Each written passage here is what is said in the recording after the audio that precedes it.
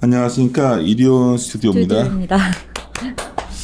얼마 전에 그 효성 첨단 소재 그 신소재 할 때 언급을 하셨고, 우리 NDR 돌았잖아요. 그 NDR에서 메이저들 반응은 어떤지, 그리고 어떤 탄소 섬유에 대해서 업데이트되는 내용이 있는지. 보통 NDI라는 게 다니다 보면은 뭐 새로운 내용도 듣고 그러잖아요. 네. 근데 그런 거 자료 정리한 것 같아서 한번 녹음하기로 했습니다. 효성 첨단 소재 이한나 연구 한번 얘기 좀 해주시죠. 네.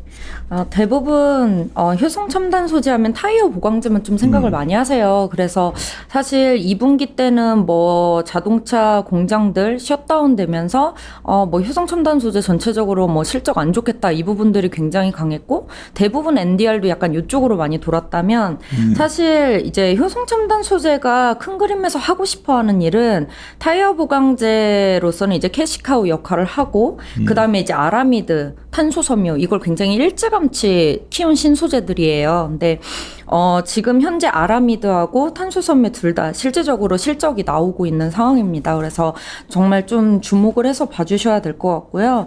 제가 전보다 좀 더 좋다고 느꼈었던 부분은 아라미드하고 탄소 섬유 부분이에요. 우선 첫 번째로 탄소 섬유 같은 경우에는 제가 저번에 말씀드렸을 때 충전 소용은 가능하겠지만 물성 자체가 너무 적기 때문에 수소 연료 탱크로 들어가기에는 조금 애매하다라고 말씀드렸었어요. 뭐 일본 애들이 다 하지 않을까, 그런 식으로 얘기하셨죠. 네, 맞습니다. 근데 이번에 정부 측에서 워낙 지원이 강하게 들어오고 있기 때문에, 특히나 뭐 일본 수출 규제 이런 것들의 문제도 됐었었고요. 그렇기 때문에 지금 현대차 쪽에 지금 700바라고 해서 T700급 강도의 탄소 섬유 인증을 작년 하반기에 받았습니다. 그래서 실제로 2022년 하반기부터 현대차 쪽 전기차 넥소 물량으로 들어가는 것들은 아마 도레이랑 효성첨단 소재가 듀얼로 들어갈 가능성이 높아졌다라고 보고 있고요. 실제적으로 그렇게 좀 접촉을 많이 하고 있는 상황이라고 합니다. 그리고 두 번째로는 이게 이제 탄소 섬유가 원래는 2019년 상반기까지만 해도 골프채, 낚싯대 막 이런 데만 되게 많이 들어갔었어요. T300급이라고 해서 이제 강도가 좀 낮은 거죠. 그래서 300급으로 해서 들어갔었는데, 이제 T700급 인증을 받으면서 CNG 압력용, 이제 압력용기 쪽으로 산업군이 더 넓어졌다고 보시면 돼요. 그래서 2019년 하반기에 전선심제 플러스, 그리고 이제 미국의 CNG 충전용기 글로벌 1위 업체가 있어요. 이 업체한테 물량을 굉장히 대규모 수주를 하반기에 받았고요. 근데 다만 지금 이게 순차적으로 들어와야 되는데 2분기 때까지 지금 코로나 영향 때문에 조금 지연을 시키고 있는 와중이고, 하반기에 이 지연된 물량이 들어올 것이다 라고 얘기를 하고 있습니다. 근데 뭐 만약에 이 부분이 들어오지 않는다고 하더라도 지금 그 기존에 받았던 수주 물량만으로도 하반기에 BEP는 가능하다라고 보고 있고요.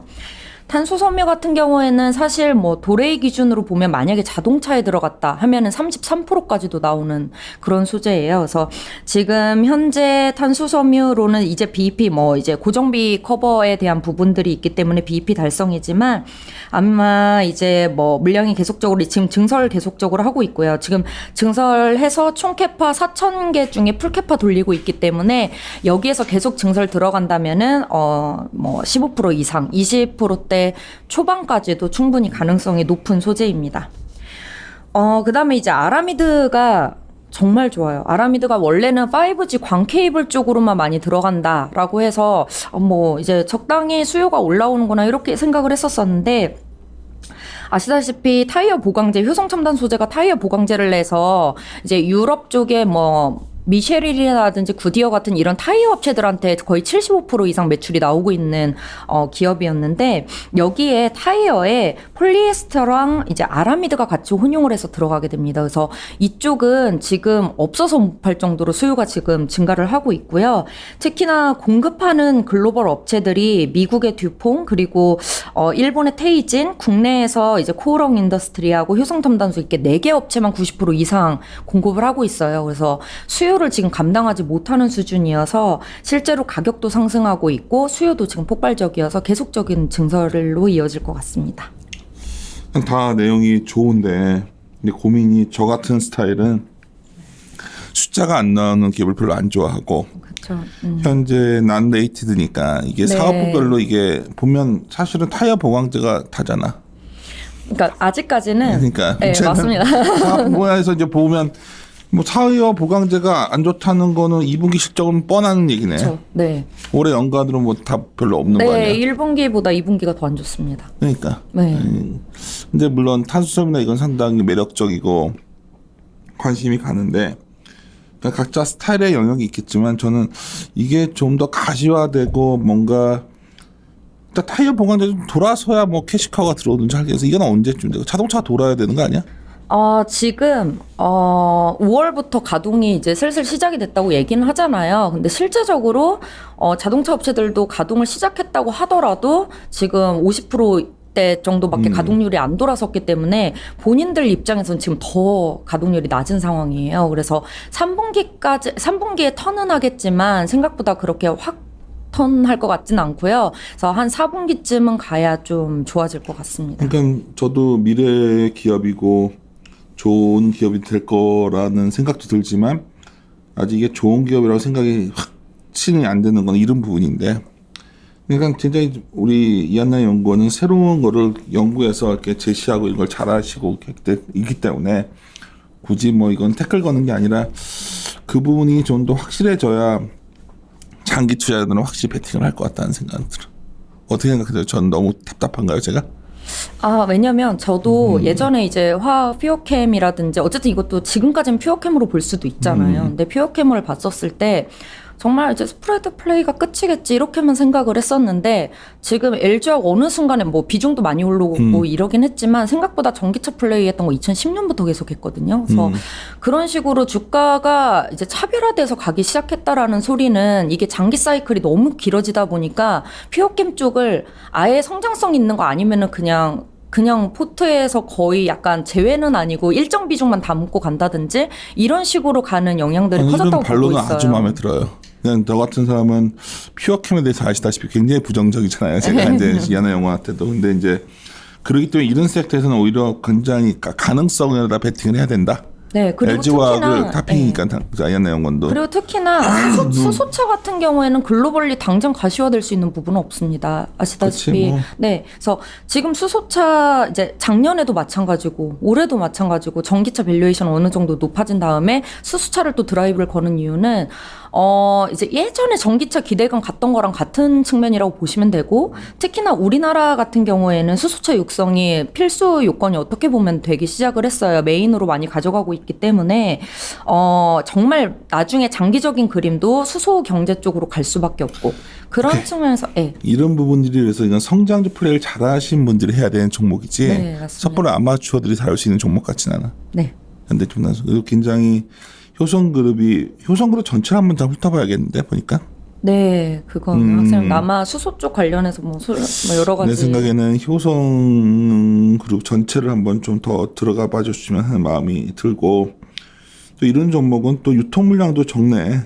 뭐 보니까 효성이 많이 들고 있고 뭐 특정 기관이 많이 들고 있고 하니까 이런 것들도 계속 업데이트 해갑시다. 그리고 언젠가 NR에서 벗어날 때가 오겠지. 숫자가 나오면. 네. 그 시점은 아직은 아닌 것 같은데. 네, 그러니까 사실 이제 밸류에이션을 하기에는 수소차는 조금 애매한데, 근데 저는 좀 단기간에 올 수도 있겠다라는 생각이 든 것이 지금 실제적으로 탄소섬유가 이렇게 수요가 증가를 하고 있고 BEP 이제 도달을 하고 내년에 갑자기 이익률 2자릿수 이상 나오기 시작을 한다면은 충분히 단기간에 실적으로 보여줄 수 있는 측면이 있다라고 보고 있습니다. 시장에서 그냥 리서치 베이스 투자 안 하시는 분들은 그냥 막 이렇게 될 거다 이렇게 얘기할 게 있겠지만 우리들은 그래도 이 숫자를 찾아야 되는 사람들이니까 맞습니다. 좋아 보여도 그 부분들은 체크해야 된다는 게 제 생각이고 효성천연은 저희 하우스에서 계속해서 아마 업데이트를 해갈 것 같다는 생각이 드네. 내가 봤을 때는. 네. 이 정도로 마음씨 오늘 여기서 더 나가다가는 아마 우리가 카더라식으로 갈 수밖에 없기 때문에 네. 카더라 하는 사람들 영역에 남겨두고 우리는 팩트 다룹시다. 분명한 거는 탄소 시장이 커지고 있는 건 확실한 것 같아요. 네. 그리고 생각한 것보다 효성이 그냥 마냥 그러니까 국산화라는 의지가 특히 최근 들어서 어떻게 본다면 삼성물 비롯한 여러 군데서 국산화 의지가 더 뚜렷해지고 현대차도 마찬가지가 그래서 그렇게 본다면 분명히 파이는 커지고 있는 것 같은데, 네. 그치? 할 수 있냐가 문제네. 아라미드도 같이 봐주시는 게 좋을 것 같아요. 아라미드- 아라미드는 실제로 너무 잘하고 있기 때문에. 그건 잘하죠. 그러니까 효성이 전에도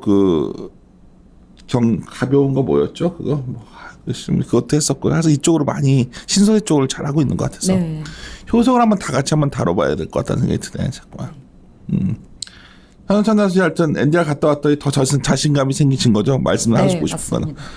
자신감이라는 거지 저희가 NR 종목이기 때문에 바이콜 할 수는 없는 거예요. 이거는 알아서 판단하셨으면 좋겠어요. 마무리 짓도록 합시다. 예, 함께 고민하시죠. 고민하시죠.